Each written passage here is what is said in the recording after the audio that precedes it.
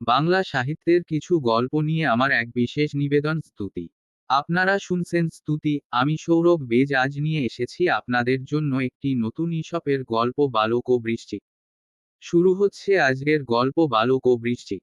এক দেয়ালের গায়ে কতকগুলি ফড়িং উড়িয়া আসিয়া বসিয়াছিল।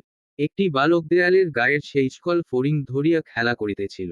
অনেকগুলো ফড়িং ধরিবার পর সে একটা বৃশ্চিক দেখিতে পাইল। সেটাকেও ফড়িং মনে করিয়া যেমন সে হাতের খোল করিয়া চাপা দিতে যাইবে, অমনি বৃশ্চিক হুল উঁচু করিল। ইহা দেখিয়া বালক হাত সরাইয়া লইল। তখন বৃশ্চিক হাসিয়া বলিল, কেন পালাও কেন? আমাকে একবার ধরিয়া দেখ না। আমায় ধরিলে নিরীহ ফড়িং মারার মজাটা টের পাওয়াইয়া দিতাম। নীতিকথা, শক্তের ভক্ত নর্মে গরম। আপনারা শুনছিলেন ঈশপের গল্প বালক ও বৃশ্চিক। গল্প পাঠে সৌরভ বেজ। গল্পটা যদি ভালো লেগে থাকে তবে চ্যানেলটা সাবস্ক্রাইব করে পাশে থাকবেন এবং বন্ধুদের মধ্যে শেয়ার করবেন। আবার একটা নতুন গল্প নিয়ে হাজির হবে স্তুতি।